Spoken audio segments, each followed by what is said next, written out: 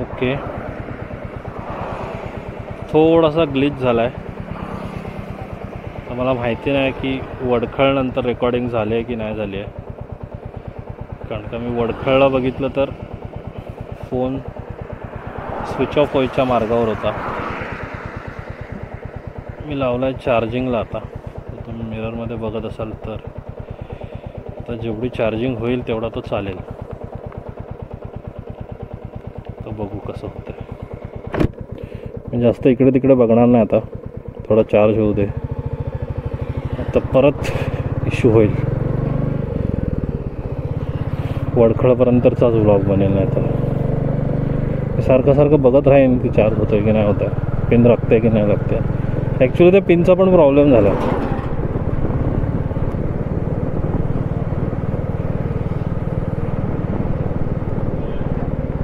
Charging होतं आहे ना. मला टेन्शन आहे की ते माझं वडखळ टू पोयनाड ब्लॉग झाला आहे की नाही झाला आहे, कारण का मी 2-3 गोष्टी त्यामध्ये शेअर केलेल्या. तर काय माहिती ते आल्यात की नाही आल्यात त्याच्यात.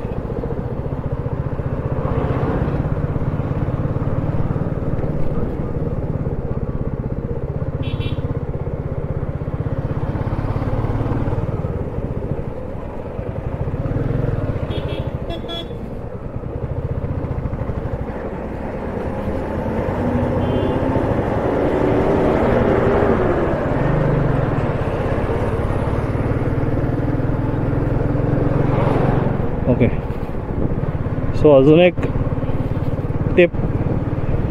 जेव्हाही तुम्ही कोणालाही ओव्हरटेक करता,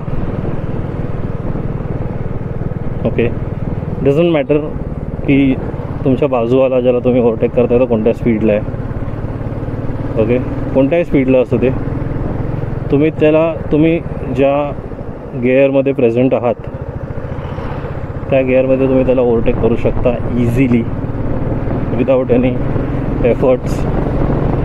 जर तुम्ही ओव्हरटेक करताना गिअर टाकलात, तुमचं मोमेंटम पडतं तिकडे, कमी होतं आणि तेवढं एफिशियंटली ओव्हरटेक नाही करू शकत तुम्ही. तुमची बाईक स्ट्रगल करते ओव्हरटेक करताना. सो भले तुम्ही 3ऱ्या गिअरवरती असाल, ओव्हरटेक करताना 4था गिअर नका टाकू. ओव्हरटेक केल्यानंतर तुम्ही भले टाका 4था गिअर, नो इश्यूज.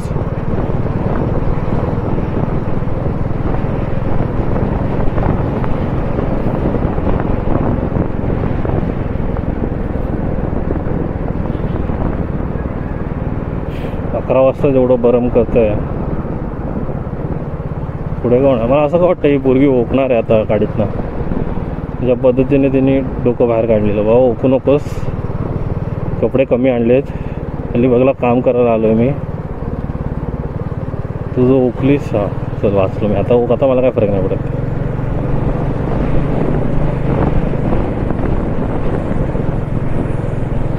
ज्या पद्धतीने तिने हात बाहेर काढलेला ना, मला असं वाटत होतं की ती ओकणार आहे.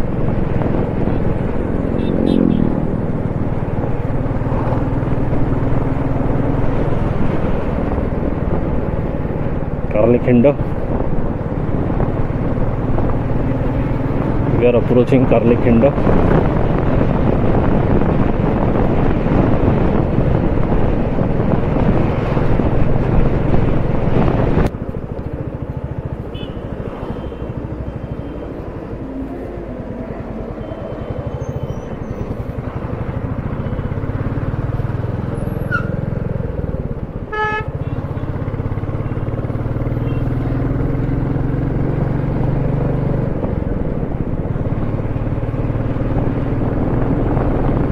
कार्लेखिंड इकडनं जो हा लेफ्ट आहे ना पहिला, त्याच्यावरती थोडंसं डाऊनशिफ्ट करूनच चढवा.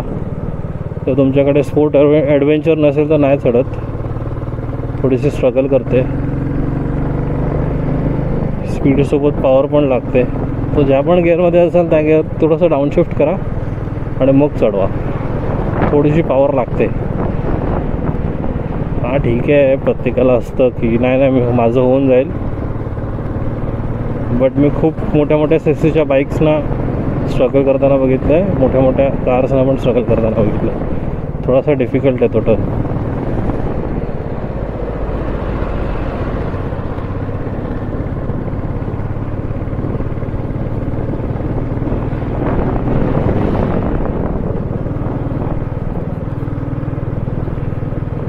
कार्लेखिंड आमच्यासाठी एक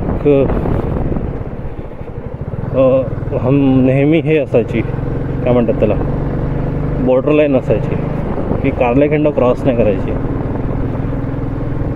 जेव्हा आम्ही उन्हाळ्याच्या सुट्टीत आजीकडे यायचो तेव्हा मामाच्या मुलांसोबत मामाच्या मुलासोबत आम्ही इकडे तिकडे फिरायला जायचो. तेव्हा मला घरना ताकीद असायची की जास्त लांब जायचं नाही, कार्लेखिंडीत तर अजिबात नाही जायचं. कारण का जसं कार्लेखिंडीत बाईक चालवायला मजा येते किंवा कार चालवायला मजा यायची, तशी लहानपणी सायकल चालवायला पण मजा यायची.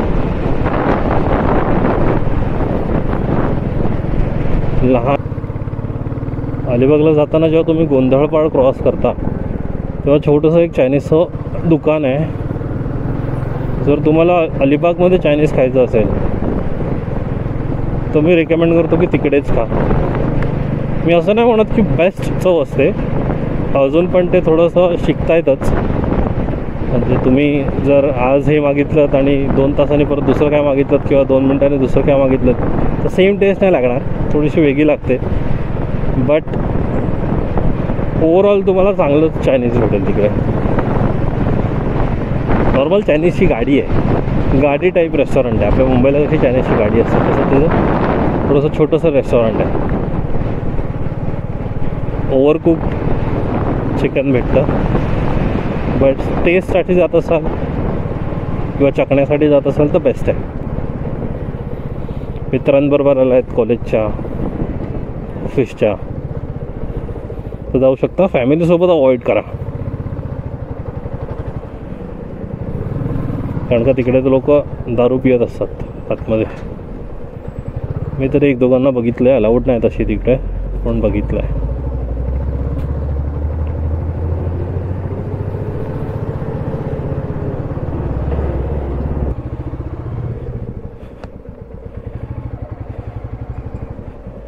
चल कोंड्या, येतो संध्याकाळी.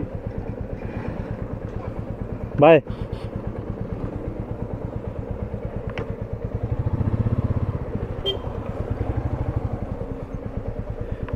अलिबागला येतो आपण ऑलमोस्ट. जेव्हा तुम्ही हा मेन बायपास जेव्हा क्रॉस करता तेव्हा, जेव्हा तुम्ही अलिबागला येता तेव्हा हा मेन बायपास लागतो तुम्हाला. इकडनं जर तुम्ही लेफ्ट घेतलं तर तुम्ही मुरुडला जाऊ शकता, राईट मांडवा, रेवस आणि सरळ अलिबाग आहे, अलिबाग शहर.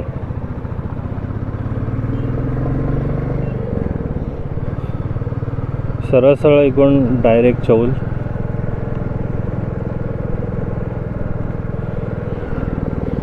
चौल, नागाव, रेवदंडा, मुरुड.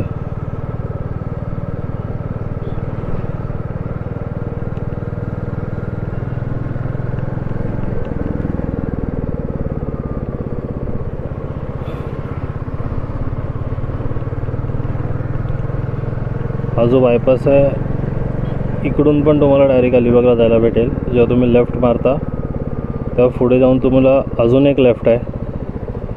तो जो लेफ्ट तुम्ही घेताय तर तुम्ही सेम चौल, नागाव, रेवदंडा त्या साईडला जाता, मुरुड त्या साईडला जाता. राईटला गेलात तर अगेन तुम्हाला अलिबाग शहर, Alibag S T depot, Raigad बाजार. सो तुम्हाला त्या ट्रॅफिकमधनं नसेल जायचं तर तुम्ही हा शॉर्टकट घेऊ शकता. तसा बऱ्याच जणांना माहिती आहे हा रोड, त्यामुळे इकडे पण ट्रॅफिक असताच.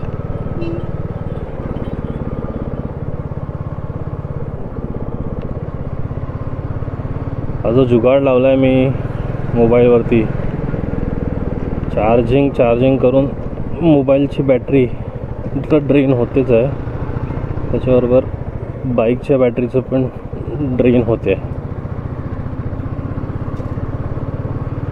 आय होप फ्रेम व्यवस्थित असेल, कारण का मी आता परत चेक नाही केली फ्रेम.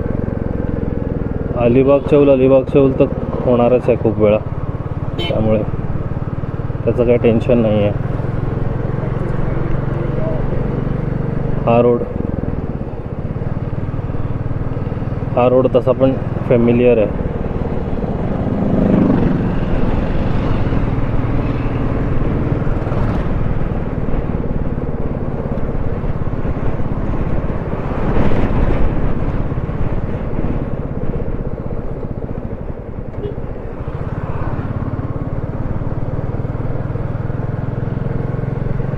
सॅडल बॅगमध्ये आता सामान आहे. मुंबईवरनं येताना ऑलमोस्ट खाली होतं ते. आता लेफ्ट साईडला घरचा मसाला भरला आहे आणि राईट साईडला आता बाबांना पिकअप केलं. सो त्यांचं सामान ठेवलं राईट साईडच्या सॅडल बॅगमध्ये.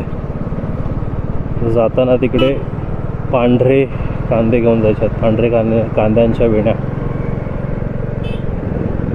आणि आईस्क्रीम सोडा घेऊन जायचा.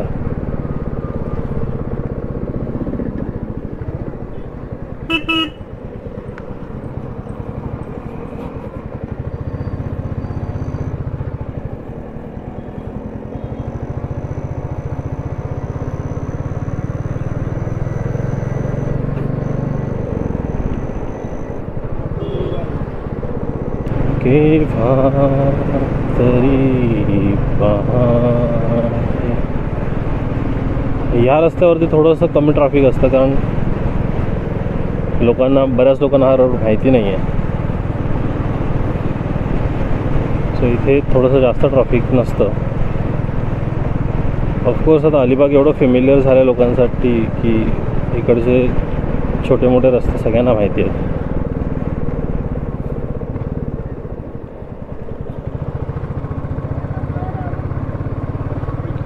बट कम्पॅरेटिव्ह त्या रस्त्यावरती, ज्या रस्त्यावरती तुम्हाला आक्षी वगैरे लागतं, कुरुळ नंतर जो बायपास येतो,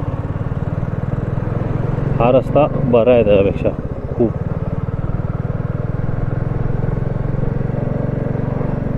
इथे पण ब्रेक्स आलेत.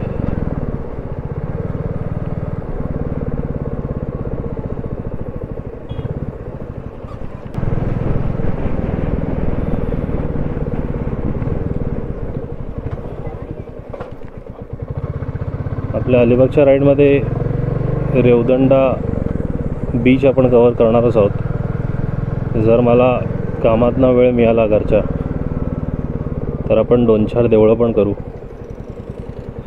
कारण का ज्या गावात आम्ही राहतो त्या गावात 365 मंदिर आहेत. 365 हा सगळा मुरुड आणि चौल रोड आहे.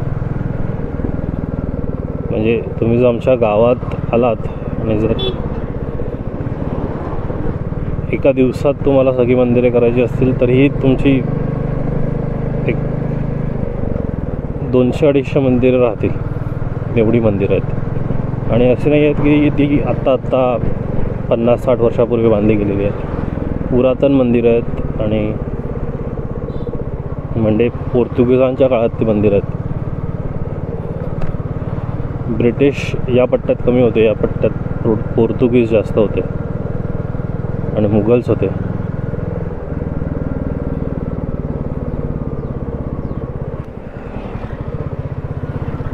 इकडे पण एक मस्त तळ आहे.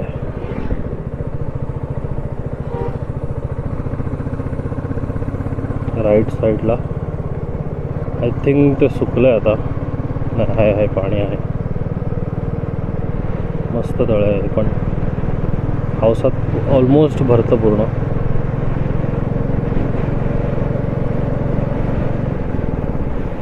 आता जेव्हा तुम्ही अलिबागवरनं निघता तेव्हा तुम्हाला हा एकच पेट्रोल पंप लागतो टिल रेवदंडा. सो जर तुम्ही अलिबागला फ्युअलअप नसेल केलं तर तुम्ही इथे फ्युअलअप करू शकता. आय डाऊट की हा पेट्रोल पंप 24 आवर्स असतो.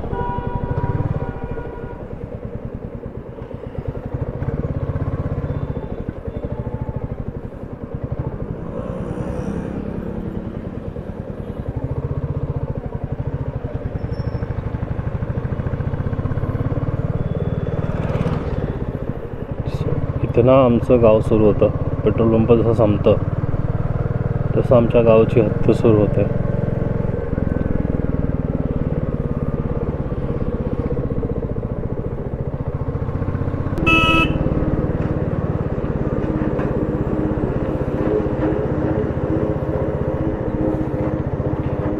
इकडचे रोड्स थोडेसे नॅरो आहेत, तर जेव्हा तुम्ही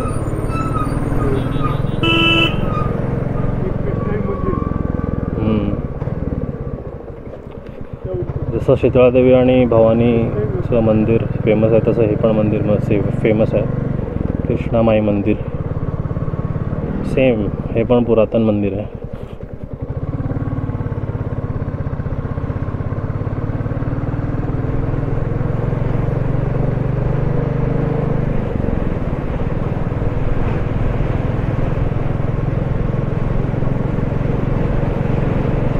सो आपण मुंबई ते अलिबाग आणि अलिबाग ते चौल ही जी राईड आहे त्याचा आपण सेकंड पार्ट इकडेच थांबवतो आहे.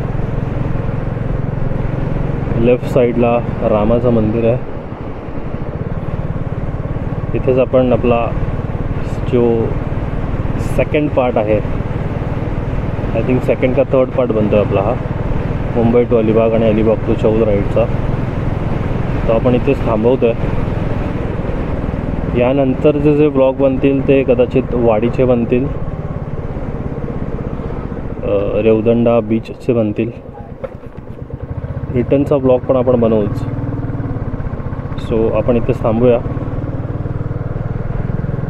जय महाराष्ट्र.